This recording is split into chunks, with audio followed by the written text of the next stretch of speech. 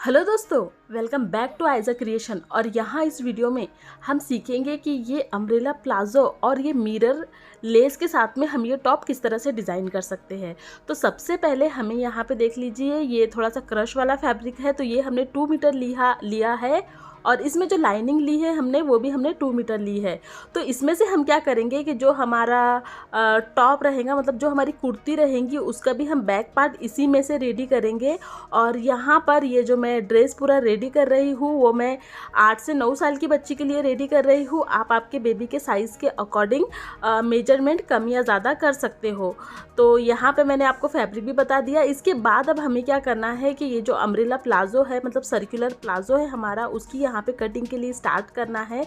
तो सबसे पहले हम क्या करेंगे कि जो ट्रायंगल शेप में हम जो उरेब शेप में कपड़ा फोल्ड करते हैं सर्कुलर प्लाजो बनाने के लिए, तो उसी शेप में हमें यहाँ पे ये कपड़े को फोल्ड करना है। और इसके बाद हम क्या करेंगे यहाँ पे कि जितना भी आपका वेस्ट का मार्क हो, मतलब मैं यहाँ पे 9 इंच पे कर रही हूँ, तो 9 इंच पे पहले मार्क कर लेंगे। फिर हम इसी मार्क को ऊपर से मेजर करेंगे कि ये हमारा ऊपर से कितना आता है।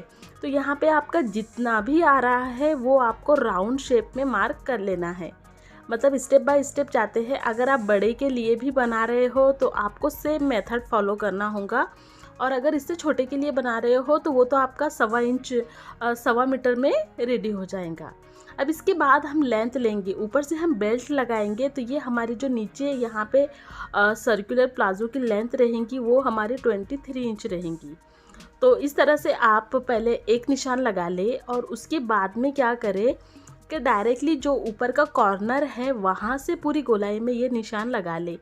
अगर आप नीचे से लगाओगे ना, जहाँ से वेस्ट का मार्क है, अगर आप वहाँ से लगाओगे तो हो सकता है ये कि थोड़ा सा ऊपर नीचे हो जाए। लेकिन यहाँ पे क्या होता है, जब हम ऊपर की साइड से इस तरह से उरेब शेप में ये निशान लगाते हैं, तो वो हमारा ज़्यादा ऊपर नीचे नहीं होता है, थोड़ा बहुत होता ही है, क्योंकि ये जो उरेब है ये थोड़ा बहुत ऊपर नीचे होता है। अब इसके बाद हम क्या करेंगे कि जो भी हमने मार्किंग की है, बस सेम उसी मार्किंग पे हमें कट कर लेना है। स्टेप बाय स्टेप जाते हैं ताकि आपको कोई कंफ्यूजन ना हो कि हमने ये कैसे रेडी किया है। देख लीजिए, 2 मीटर फैब्रिक को हमने ये यहाँ पे ये ट्रायंगल शेप में पहले बिछा लिया था। फिर हमारी जो भी मार्किंग है वो हमने मार्किंग कर ली और उसके बाद में कट कर लिया। और ये जो बचा हुआ फैब्रिक है ये हम कुर्ती की बैक पार्ट में यूज़ करेंगे। तो इस तरह से ये यहीं पर आप चेक कर ले कि आपका ऊपर नीचे तो नहीं हुआ है। तो देख लीजिए, यहाँ पे थोड़ा सा ऊपर नीचे हुआ है, तो इसे कट करके निकाल ले। यहाँ पे लेंथ छोटी नहीं होंगी, बस ये जो आपका थोड़ा सा नीचे लटकता हुआ कपड़ा होता है ना, तो ये बाद में प्रॉब्लम देता है, तो आप यहीं से उसको पहले कट करके निकाल ले। अब देख लीजिए, नीचे से एकदम बराबर है हमारा, मतलब अब ये हमारा नहीं लटकेगा। तो इसी तरह से आप जब भी या तो फ्रॉक कट करें या तो इस तरह से प्लाजो कट करें, तो ख्याल रखें कि सेम इसी मेथड को फॉलो करें। अब इसके बाद हम क्या करेंगे, ऊपर से यहाँ से देख लीजिए, हम थोड़ी ज़्यादा बड़ी बेल्ट डालेंगे, क्योंकि यहाँ पे ये जो हम 8 से 9 साल की बच्ची के लिए ये जो रेडी कर रहे हैं, उसके लिए इतनी लेंथ सफिशिएंट नहीं है। तो ऊपर से हम क्या करेंगे, 11 इंच का बेल्ट ले लेंगे और इसकी जो विड्थ है वो हम 9 इंच ले लेंगे। तो ऊपर से हमारा 2 से 2.5 इंच कपड़ा यहाँ पे नेफा फोल्ड करने में जाएगा। इस तरह से ये नेफा फोल्ड करके हमारा आएगा। अब हम इसके बाद क्या करते हैं कि आसन के लिए मार्क करते हैं। तो सिंपली हम क्या करेंगे, यहाँ से सबसे पहले ऊपर से 2.5 इंच पे मार्क कर लेंगे बेल्ट का, और इसके बाद में हम क्रॉच या आसन के लिए मार्क करेंगे, जो कि हम 13 इंच लेंगे, और अंदर हम यहाँ पे 1 इंच जाएंगे और इस तरह से ये क्रॉस में इसे मिला लेंगे।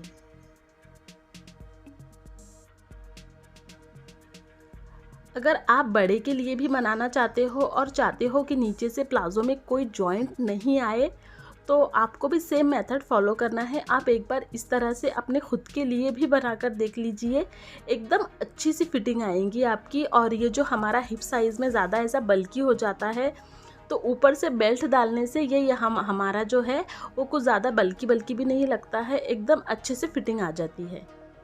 तो एक बार ज़रूर ट्राई कीजिएगा। अब इसके बाद हम इसकी लाइनिंग कट कर लेंगे। तो लाइनिंग के लिए सिंपली मैंने यहाँ पे ये जो लाइनिंग वाला फैब्रिक है इसे मैंने 4 फोल्ड में बिछा कर रखा है। और यहाँ पे हम क्या करेंगे कि यहाँ पे जो हमारी वेस्ट 9 इंच है वही हम 9 इंच यहाँ पे ले लेंगे। और यहाँ पे देख लीजिए जो हमने नीचे वाले पार्ट में जितना क्रॉच के लिए मार्क किया था, मतलब ऊपर की बेल्ट छोड़कर नीचे वाले पार्ट में हमने क्रॉच के लिए जो भी मार्क किया था वो हमें मार्क कर लेना है। अब इसके बाद हम क्या करेंगे कि जितनी हमने मेन वाले फैब्रिक की लेंथ ली थी सेम उसी तरह से लेंथ लेनी है। और यहाँ पे अगर आपके पास में लेग शेपर हो तो इस तरह से आप शेप भी बना सकते हो, अदरवाइज़ आप फ्री हैंड से भी कर सकते हो। यहाँ पे देख लीजिए जितनी हमने यहाँ पे 23 की लेंथ ली थी उतनी ही लेंथ हमें यहाँ पे लेनी है। तो इस तरह से आप एक कॉर्नर से पकड़ के यहाँ पे ये मार्किंग कर ले। तो इससे भी क्या होता है ना कि हमारे जो कोने हैं वो कोने नहीं निकलते हैं। एकदम सिंपल है, कोई ज़रूरत नहीं है यहाँ पर कि आप जो लाइनिंग कट कर रहे हो वो भी आप उरेप शेप में ही करो। आप ए लाइन या जैसे अपन प्लाज़ो कट करते हैं उस तरह की भी आप लाइनिंग डाल सकते हो, एकदम कंफर्ट होती है। और अगर ज़्यादा बड़ी लाइनिंग डालोगे तो वो मतलब थोड़ा सा कुछ ज़्यादा ही बड़ा घेर हो जाएगा उसका। तो इस तरह से ये प्लाज़ो स्टाइल में भी आप लाइनिंग डाल सकते हो। ये हमारी ऊपर की बेल्ट हो गई। अब हमें क्या करना है, यहाँ पे इस तरह से इसे रखना है और ये इसके ऊपर हम सिलाई लगा लेंगे। और साथ ही साथ क्या करेंगे कि जो हमारा मेन वाला फैब्रिक है उसे भी हमें यहाँ पे इस तरह से रखना है और यहाँ पे इसके ऊपर हमें ये सिलाई लगा लेनी है। कुछ इस तरह से यहाँ पे हम क्या करेंगे, यहाँ पे इसको हम अटैच कर लेंगे। उम्मीद है आपको समझ आ रहा होगा। अगर कोई भी पार्ट नहीं समझा तो आप हमें कमेंट करके पूछ सकते हो, मैं पूरी कोशिश करूँगी उसका रिप्लाई करने के लिए। तो लाइनिंग के साथ में हमने ये जो ऊपर का बेल्ट है उसे अटैच कर लिया है। अब दोनों भी पार्ट सेम इसी तरह से हमने रेडी किए हैं। अब इसके बाद हमें क्या करना है, यहाँ पे इसका जो आसन है उसे हमें जॉइन करना है। तो दोनों सीधी साइड हम अंदर की तरफ रखेंगे और इस तरह से ये आसन की सिलाई लगा लेंगे। तो सेम मेथड हमें दूसरी तरफ भी इसी तरह से फॉलो करना है। अब इसके बाद हम क्या करेंगे, यहाँ पे कि जो हमारी बेल्ट है उसे हम इस तरह से पूरी गोलाई में फोल्ड करके सिलाई लगा लेंगे। और साथ ही साथ जो हमारी लाइनिंग है उसे भी हम फोल्ड कर लेंगे। तो यहाँ तक देख लीजिए हमारा कंप्लीट है। हमने यहाँ पे जो आसन वाली सिलाई है वो भी लगा लिया है, नीचे का जो प्लाज़ो का लाइनिंग का था उसे भी फोल्ड कर लिया है और यहाँ पे इतना पोर्शन हमने इलास्टिक इंसर्ट करने के लिए रखा है। तो इलास्टिक की जो लेंथ हमने ली है वो हमने 20 इंच ली है। आप देख लीजिए आपके बेबी की कमर कितनी है, उससे 2 से 3 इंच आप कम ले सकते हो सकता है किसी की बेबी का साइज़ बड़ा हो, किसी का कम हो, आप आपके बेबी के साइज़ के हिसाब से ले सकते हो। अब यहाँ पे हमें सबसे पहले क्या करना है कि जो हमारा मेन वाला फैब्रिक है उसके ऊपर हमें ये सिलाई लगानी है। मतलब लाइनिंग को और ये जो फैब्रिक है इसे हमें साथ सिलाई नहीं लगानी है, अलग अलग करके सिलाई लगानी है। तो इस तरह से पहले हम मेन वाले फैब्रिक पे सिलाई लगाएंगे और उसके बाद में लाइनिंग पे सिलाई लगाएंगे।